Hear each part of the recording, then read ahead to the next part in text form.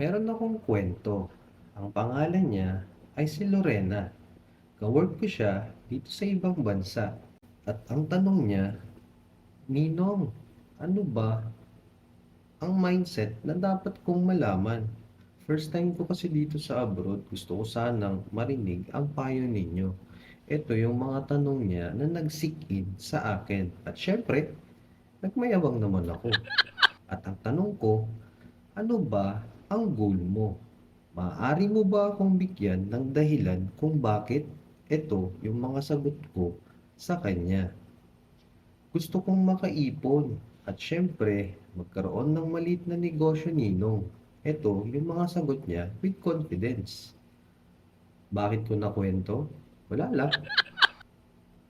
Tara, pag-usapan natin ano ba ang mindset na dapat mong malaman sa video na ito.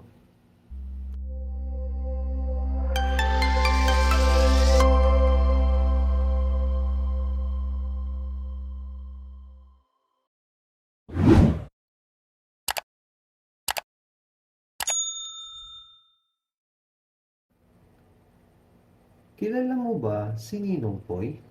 Siyempre hindi. Let me tell you. Siya lang naman ang nagsasalita ng mentor mo. Meron akong tatlong mindset na ginagawa. Ano yung mga yon? Ito yung si ipon, si negosyo, at si investment. Pwede mo bang sabihin ito ng malakas? Ano ba ang goal mo? Hmm? Ano ba ang goal mo? Ano nga ba ang goal mo? Pag-usapan natin ng goal. Ang goal ay dapat malinaw at dapat detalyado. Sa ganitong paraan, malalaman mo kung para saan nga ba ang goal mo. Malinaw ba? Let me explain. Meron akong tatlong create which is si ipon, si business, at si investment. Ito lang naman ang tatlong bagay na kailangan mong malaman. Number one, si ipon. Siya lang naman yung kada buwan na sahod mo na nagtatabi ka ng 30%, 20%, or even 10%. Pero karaniwan sa atin na mga nakagisnan natin, hindi natin nasusunod tong mga ito. Yung formula kung ano tong mga to, salary minus savings equals expenses. Pero ang nangyayari, salary, expenses, equals savings. Ito yung mga nakaugalian natin. Sabi nga ng ibang mga mentor sa ibang mga videos, syempre, hindi ko na sila babanggutin kung sino yung mga yun kasi hindi ko naman sila sponsor. Sa madaling sabi, ito yung tamang formula. Salary minus savings equals expenses. Sa totoo lang, hindi naman importante kung 30%, 20%, o 10%. Let me explain.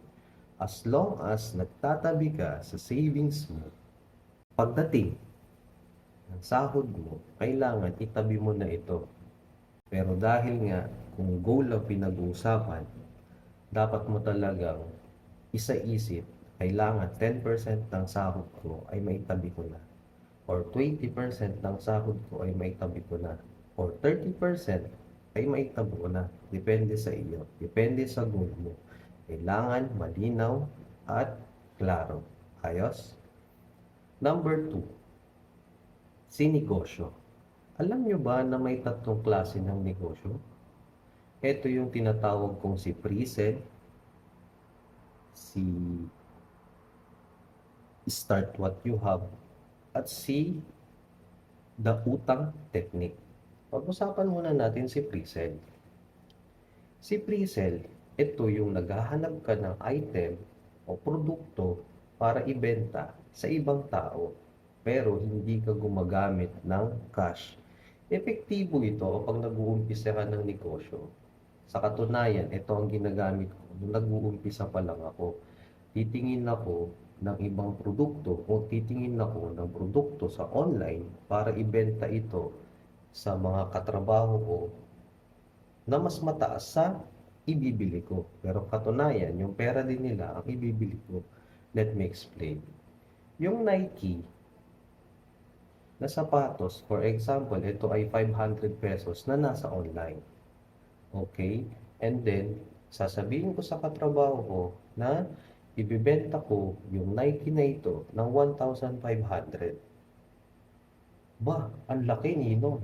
Siyempre, yan ang power of pre-sell. Kasi siyempre, kailangan lang pagkatiwalaan ka nila para nang sa ganun, mabenta mo yung produkto na kung ano man kung nandoon sa online. Let me explain. Tulad ng halimbawa ko, titingin ka ng resources mo sa internet, which is Facebook, pwede mo rin gamitin yan pag nakakita ka ng presyo na alam mo na mura, pwede mo itong bilhin at ibenta sa kanila. Yan yung tinatawag na pre-sell.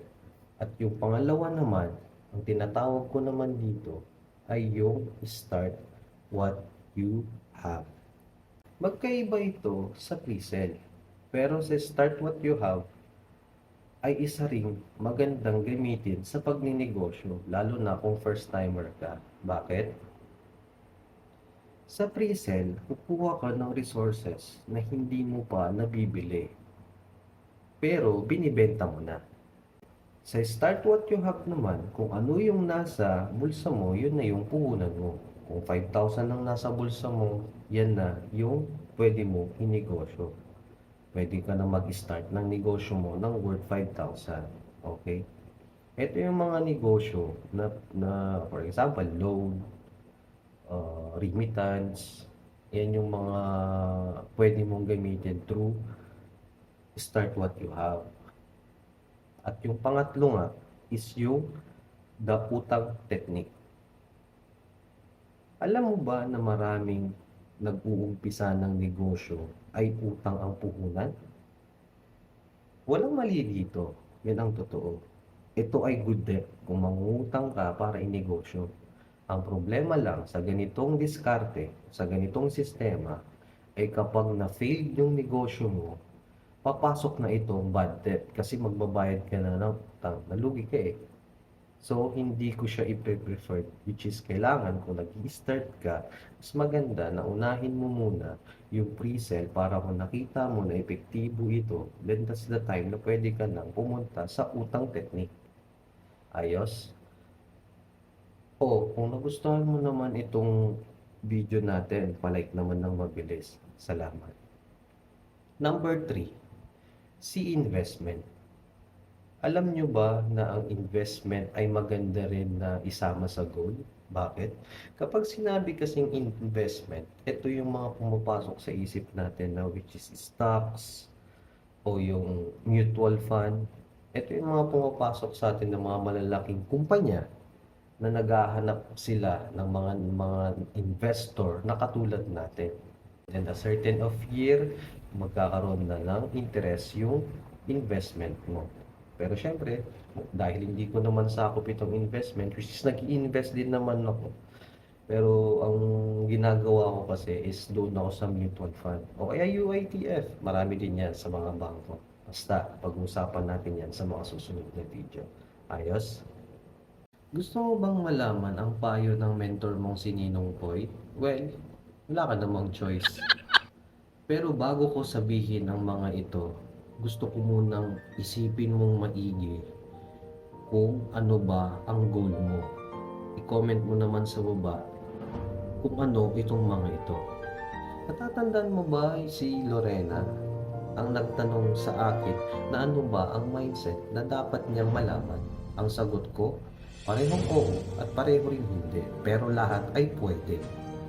It's either ipon, ang kailangan mo lang ay tamang plano, tamang diskarte, which is emergency fund ba ito with 6 months salary, house fund ba ito with 1 million, total amount, kailangan may amount, period, yun lang. At kung business naman ito, then pre-sell is the better for you or start what you have, and the third thing is utang technique. Okay? At kung investing naman ang plano mo, then bago ka pumasok sa investing, kailangan mo muna malaman, lalaki ang income mo. In about investing, marami dyan, search mo lang. We only live once. Kaya dapat ang goal mo ay malinaw, detalyado at sigurado. Kaya bago mong isipin ang goal mo, let me give you a quiz. Number 1, 3 ipon goals. Number 2, 3 businesses goals. Number 3, 3 investment goals. At i-comment mo naman dyan sa baba. I hope na ang video na ito ay nakatulong sa inyo. And if you do, balik natin sa Diyos ang papuri at pasasalamat at maging pagpapala tayo sa iba. Kaya i-share mo na ang video na ito dahil kapag wala ang Diyos sa buhay mo, we are nothing. Kaya ang talento natin na ibinigay niya, kailangan ipagkaloob natin at i-share natin ito sa ibang tao. Ayos, huwag tayong madamot dahil ang madamot ay hindi pinagpapala. Always remember, iba ang may discarding malupit. Salamat.